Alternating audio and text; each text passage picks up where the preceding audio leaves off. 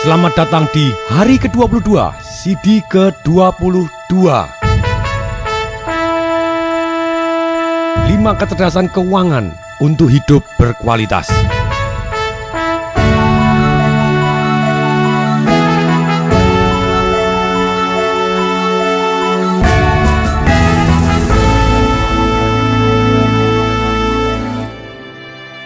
Ketika saya membaca tentang MC Hammer, bagaimana seorang MC Hammer yang tadinya mempunyai koleksi lebih dari 40 mobil, punya pesawat Boeing, dan kemudian bangkrut tidak mempunyai uang.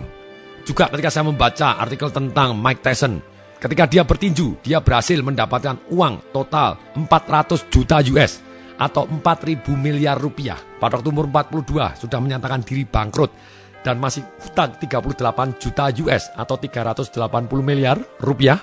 Betul, dia masih mempunyai kekayaan sekitar 6 juta US, aset berupa properti dan lainnya. Hanya kalau dikelopkan dia masih minus 32 juta US. Kemudian bagaimana seorang Michael Jackson? Saya baca di artikel, nggak tahu itu betul atau salah. Ternyata rumahnya dilelang, kebun binatangnya dilelang, dan dikabarkan dia mau bunuh diri. Termasuk rumah orang tuanya dihutangkan 4 juta US dan dia tidak bisa membayar. Total hutangnya 200 juta US. Karena pada dasarnya banyak sekali artis, petinju, seperti misalnya Elias Pikal, yang pada waktu di karirnya sebagai petinju, dia berhasil mendapatkan uang yang sangat banyak, tapi dia tidak berhasil melindungi uangnya, dan akhirnya habis. Nah di sini, ketika saya belajar dari Robert Kiyosaki, dan kemudian banyak sekali ilmu yang saya pelajarin, salah satunya yang sangat berkesan itu adalah 5 kecerdasan keuangan untuk hidup berkualitas. Kalau Anda kepengen ingat seumur hidup, ikutin gerakan saya. Dengan ikutin gerakan saya, Anda akan belajar jauh lebih cepat. Oke, tangan kanan ke atas, 5 kecerdasan keuangan. Apa? Ulangi kata-katanya. 5 kecerdasan keuangan. Oke, tangan telunjuk 1 ke atas, 1 kecerdasan yang pertama. Oke, masukkan ke hidung Anda, kemudian seolah-olah mencari upil. Nah, inilah namanya. Kecerdasan nomor 1 adalah kecerdasan untuk mencari uang. Kalau orang berhasil mendapatkan uang 1 juta US 1 tahunnya, yang satu cuma 50 ribu US, sudah pasti yang 1 juta US mempunyai kecerdasan mencari uang yang terbukti lebih berhasil.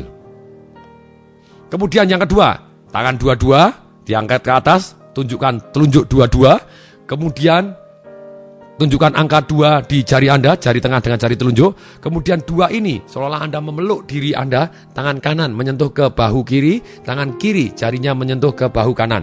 Yes, ini adalah kecerdasan untuk melindungi uang Anda. Melindungi maksudnya adalah bila Anda secara teks, misalnya yang satu penghasilan 1 juta US, kemudian bayar teks 500 ribu US, sedangkan yang satu 1 juta US, kemudian dia secara legal dia hanya bayar 20%, berarti yang membayar 20% dia mempunyai kecerdasan untuk melindungi uangnya jauh lebih baik. Kemudian yang ketiga, oke, semua tangan kanan angkat, tunjukkan jari, 3 jari Anda, jari tengah, jari telunjuk dan jari manis Anda. 3 adalah kecerdasan untuk mengatur. 3 kecerdasan untuk apa? Mengatur. Ikutin saya. 1 untuk hari tua, 2 untuk cadangan, yang ketiga boleh dihabiskan. Oke, yang ketiga ini adalah kecerdasan untuk mengatur. Sekali lagi, kecerdasan untuk apa? Tolong dijawab. Dengan jawab Anda akan jauh lebih ingat. Kecerdasan untuk mengatur. 1 untuk hari tua, yang kedua untuk cadangan, yang ketiga silahkan mau dihabiskan boleh. Nah kemudian, ini kecerdasan ketiga, mengatur. Orang yang mengatur kecerdasan mengatur keuangan ini, misalnya sama-sama orang dalam kondisi hutang, kalau dia bayarkan semua kekayaannya terhadap hutangnya, dia tidak mempunyai kecerdasan untuk mengatur uang. Dalam kondisi apapun, dalam situasi seperti apapun, harus menyisihkan untuk dirinya sendiri, untuk hari tuanya dia, untuk cadangannya dia, ataupun untuk bayar utang, tetap bayar utang. Bayar utang lebih banyak boleh enggak? Boleh. Sedangkan yang 70% untuk dihabiskan, itu maksimum. Lebih sedikit boleh enggak? Boleh, tergantung berapa besar penghasilan Anda. Inilah orang yang cerdas dalam bidang mengatur keuangan.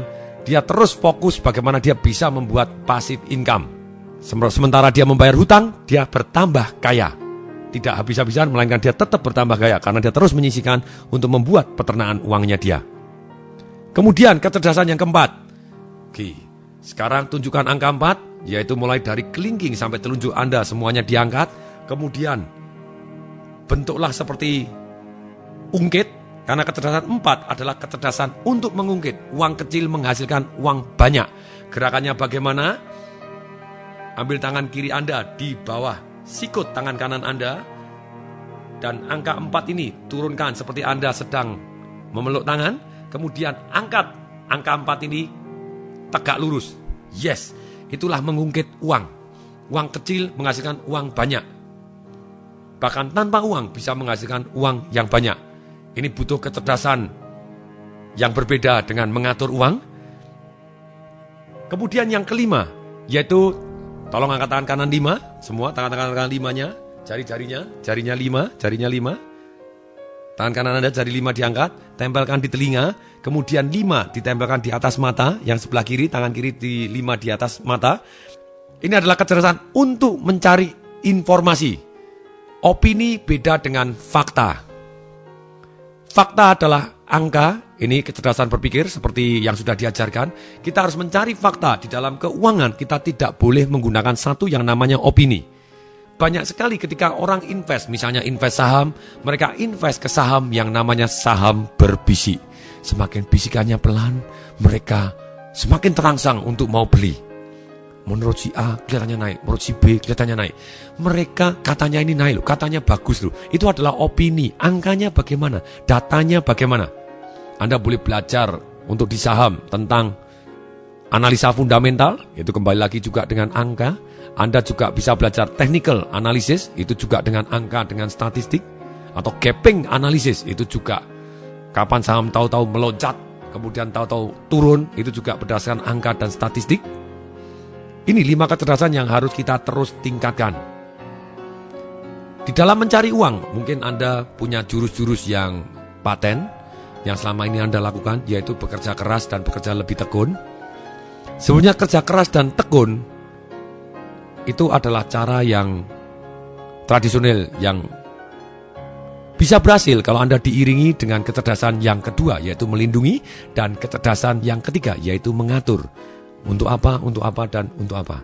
Tapi Anda akan kaya sangat luar biasa ketika Anda mempunyai kecerdasan mengungkit. Uang kecil menghasilkan uang banyak. Di saham, uang-uang yang sangat banyak terjadi bukan orang jual beli saham. Mereka menjual saham. Ketika mereka menjual saham, mereka uang kecil bisa menjadi besar sekali. Kemudian di properti, demikian juga. Uang kecil bisa menghasilkan pertumbuhan yang luar biasa karena kita bisa beli hanya dengan uang muka. Kemudian sisanya dibantu oleh bank. Misalnya ada 1 miliar, kemudian kita kasih uang muka 200 juta, kemudian utang bank 800 juta. Dan misalnya properti tersebut naik menjadi 1 miliar 100 juta atau naik 10% saja dari nilai propertinya. Sedangkan modal yang kita taruh adalah hanya 200 juta. Akibatnya setahun uang kita naik 50%. Hanya saja, apapun yang akan Anda pelajarin, selama Anda belum merubah money blueprint Anda tidak akan berubah. Orang kepingin merubah hasil, datangnya dari mana hasil? Yaitu dia merubah tindakan. Tindakan datangnya dari mana tindakan? Karena dia merubah keputusan. Dari mana datangnya perubahan keputusan yang putus-tus tadi? Datangnya adalah dari pikiran dan emosi. Cara berpikir banyak sekali, sedangkan emosi ada 3, masih ingat Anda? 1 merubah takut jadi berani. Kemudian dari biasa-biasa menjadi komitmen, suka duka dijalanin. Yang ketiga diimani. Ini satu situasi emosi yang membuat kita mengambil keputusan yang putus-tus. Kemudian, tapi banyak sekali orang ketika melakukan deacon proses, yaitu suruh membayangkan suatu hal yang menyengsarakan sekali. Mereka tidak mau membayangkan. Ketika disuruh membayangkan suatu kenikmatan, mereka tidak bisa membayangkan juga, tidak bisa merasakan, tidak bisa mendengarkan. Dan mungkin tidak mau, mereka pasang sekring, seperti rumah kalau kesambar petir, der. Kemudian langsung listriknya mati semua, dan beberapa saat kemudian ketika dihidupkan, ternyata jalan semua. Banyak orang di dalam menghadapi perubahan, ketika dia mempunyai emosi tertentu, ketika mereka mempunyai pemikiran tertentu, mereka memasang satu yang namanya sekring, bahwa dia tidak mau seperti itu. Dengan sekring ini dia tidak terbakar, padahal kalau kita kepingin merubah sampai ambil keputusan yang putus-tus, emosi kita harus membakar kita. Emosi membakar kita sehingga kita ambil keputusan, yes, hari ini saya juga berubah, sekarang juga berubah. Seperti cara-cara menghapus trauma atau menghapus kebiasaan buruk, harus ada alasan yang sangat kuat. Nah, kenapa mereka kalau Walaupun diberitahu alasan sangat kuat juga tidak mau. Karena masih ada satu yang namanya money blueprint atau sukses blueprintnya yang tidak dirubah. Money blueprint dan sukses blueprint ini datangnya dari mana sih? Dari kata-kata yang pernah dia dengar. Dari orang-orang yang pernah mereka lihat. Dia modeling. Kemudian juga dari trauma-trauma perasaan yang pernah dia alami tentang keuangan. Percuma ketika orang diberikan pengetahuan begitu banyak, mereka tidak akan praktek dan mereka tidak mau merasakan satu kondisi emosi yang harus dirasakan. Karena apa? Karena mereka mempunyai blueprint yang menghambat mereka. Contoh, ketika saya mengadakan seminar Financial Revolution 3 hari. Kemudian di satu sesi untuk tentang money blueprint ini, atau sebetulnya kata yang sudah pernah Anda kenal adalah keyakinan yang ada di dalam hatinya, yang terdiri dari pengalaman-pengalaman masa lalunya dia, apa yang dia dengar, apa yang dia lihat, apa yang dia rasakan. Ternyata ada satu orang yang pegawai negeri, dan kemudian dia ngomong kepada saya, betul Pak, selama ini saya takut sekali bisnis. Walaupun diomongin tidak semua bisnis menakutkan, ada bisnis-bisnis yang bisa menguntungkan. Bahkan tanpa modal pun saya dikasih saham, tetap aja saya takut.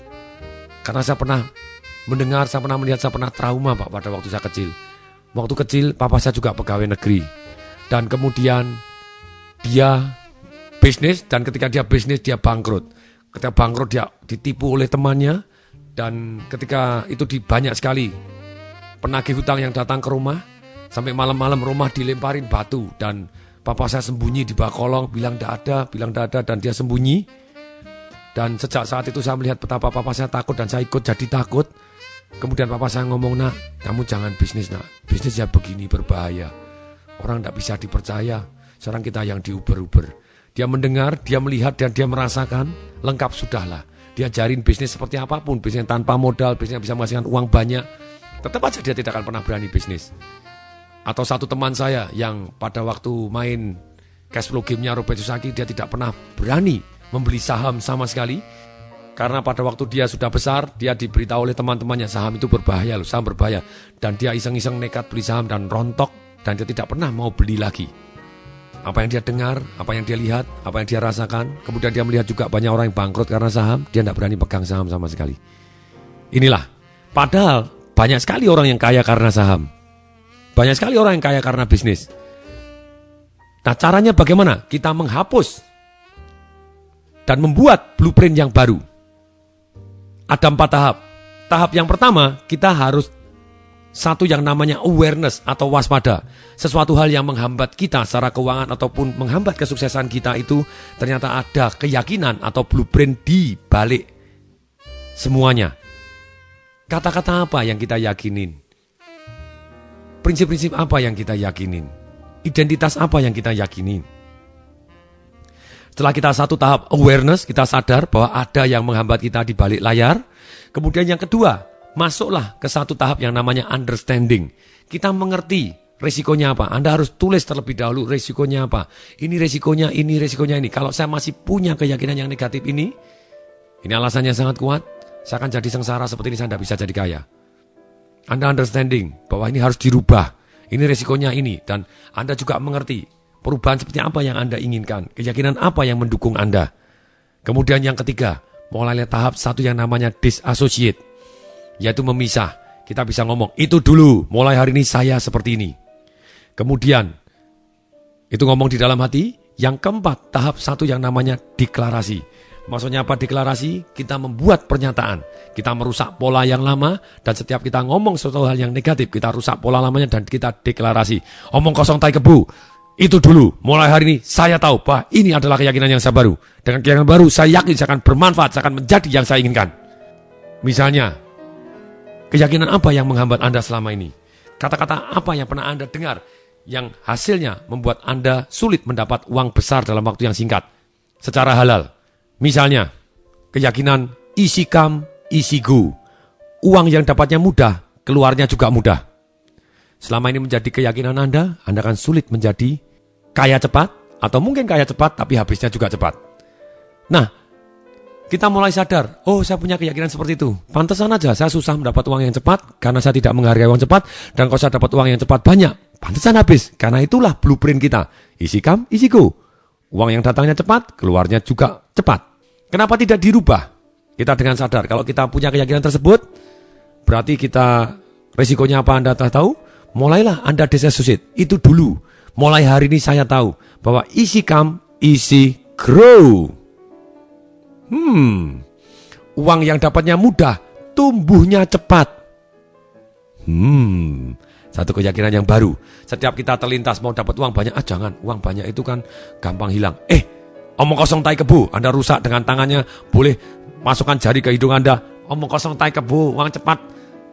Keluarnya cepat nih. Anda ngomong dengan seperti itu, kemudian Anda bilang, omong kosong. Yang benar adalah uang yang datangnya cepat, tumbuhnya cepat. Dan itu mendadak jadi blueprint Anda yang baru. Ketika Anda ulangi, kita jauh lebih semangat dan kita bisa mendapatkan uang yang cepat dan tumbuh sangat cepat. Demikian juga, kadang ada keyakinan-keyakinan yang seringkali kita anggap positif, tapi sebetulnya negatif. Misalnya, uang banyak, tanggung jawab kita menjadi besar. Semakin kaya, saya semakin tanggung jawabnya semakin besar. Kita harus sadar dulu bahwa seringkali orang takut sekali menerima tanggung jawab yang besar. Sebetulnya, kita harus sadar bahwa kalau uang kita banyak, sebenarnya tanggung jawab kita lebih ringan. Ketika ada saudara butuh, kita bisa bantu dengan lebih ringan. Ketika kita mau nyumbang, kita menyumbang dengan lapang dada dan penuh ikhlas. Kalau uangnya banyak, misalnya kita makan, misalnya kita ketemu teman SMA kita, pada waktu makan, biasanya apa yang jadi kalau uangnya sama-sama sedikit? Kalau makanannya mahal, ya dompetnya mendadak sulit sekali keluar dari kantongnya terlalu sempit, jadi narik dompetnya lambat-lambatan, siapa yang cepat dia yang bayarin, tapi ternyata lambat, gak ada yang keluar-keluar gitu ya. Tapi kalau kita uangnya banyak, atau kita kaya, kita ngambil tanggung jawabnya mudah, saya yang bayar, selesai. Ya atau ya? Inilah. Nah, tugas kita melakukan deklarasi yang sama. Ketika Anda ngalami, bagaimana caranya deklarasi, saya ajarkan banyak jurus, tapi sekarang saya akan ajarkan satu jurus tambahan lagi. Misalnya tadi, bahwa uang yang datangnya cepat, tumbuhnya cepat. Itu yang keyakinan kita sekarang. Nah, oke, sekarang berdiri, semua berdiri. Yang di studio juga berdiri. Ayo silakan berdiri, semua berdiri. Pegang tangan di hati Anda. Pegang tangan dua-dua di hati Anda, di jantung Anda, di detak jantung Anda. Ikutin kata saya. Mulai hari ini, saya tahu bahwa orang yang miskin mempunyai keyakinan uang yang datangnya cepat, hilangnya juga cepat. Mulai hari ini saya tahu bahwa saya adalah orang yang kaya. Bagi saya, uang yang datangnya cepat, tumbuhnya cepat. Oleh karena itu, saya pasti kaya. Sudah kaya. Sungguh kaya. Tangan tempel di dahi, ikutin kata saya. Inilah pemikiran triliuner saya.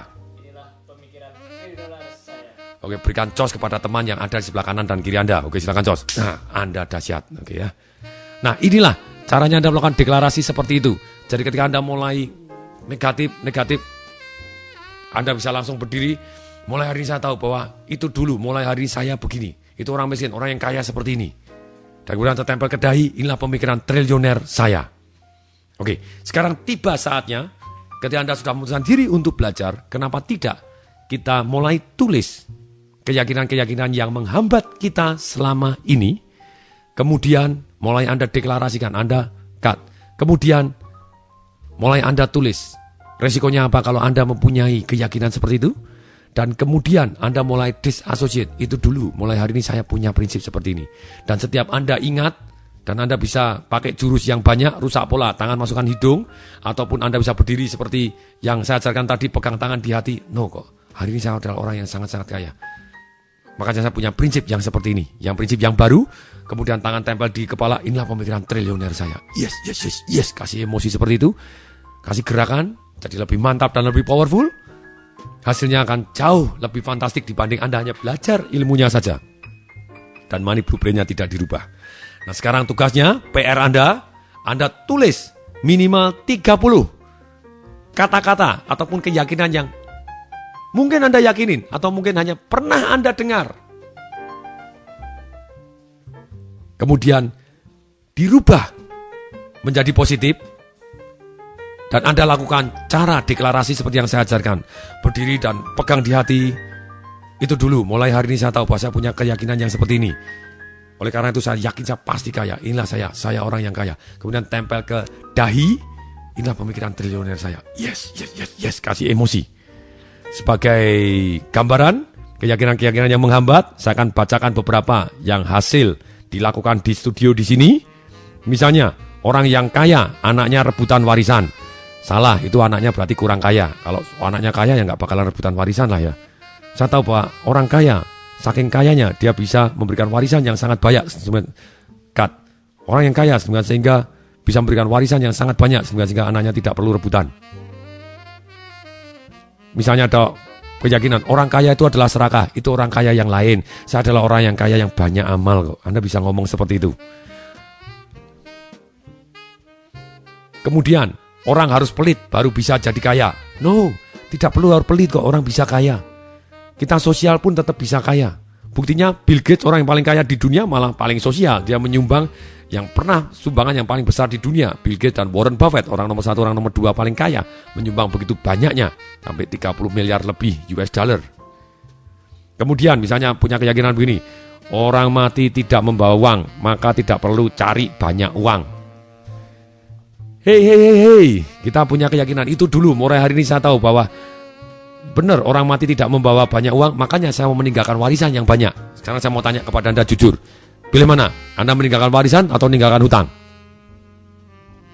Kenapa tidak? Gitu ya, meninggalkan warisan yang banyak. Ini orang yang kaya cenderung kurang spiritual. Oh ya, boleh tidak kita memilih orang yang kaya dan spiritual? Kenapa tidak? Itu pilihan kita. Dan itulah, Anda bisa berdiri dan Anda ngomong, orang miskin milih salah satu yang dari sama-sama buruknya. Yang buruk atau lebih buruk, otomatis dia pilih yang buruk. Karena yang kurang buruk, misalnya begini, lebih baik miskin tapi jujur daripada kaya tapi korupsi. Bisa tidak kita kaya dan jujur? Bisa, kenapa kita tidak pilih dua-duanya? Itulah, saya adalah orang yang kaya. Mulai hari ini saya tahu, makanya saya memilih kata-kata dan. Saya milih kaya dan jujur. Saya milih kaya dan keluarganya harmonis. Saya milih kaya dan sehat. Saya milih kaya dan apa, terserah. Anda bisa milih kaya dan. Terus Anda harus tulis, ini adalah PR Anda.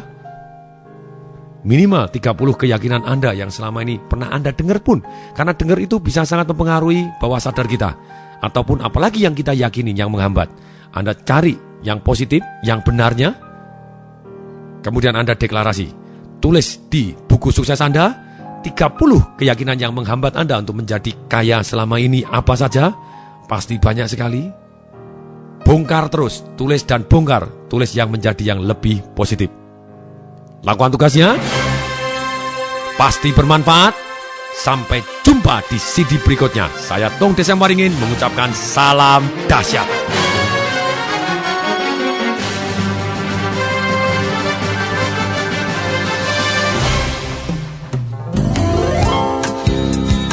Informasi seminar atau pelatihan untuk meningkatkan motivasi, sales dan marketing perusahaan, Anda bisa menghubungi nomor telepon 021 547 6677. 021 547 6677. 021 547 6677. Atau klik di www.dahsyat.com.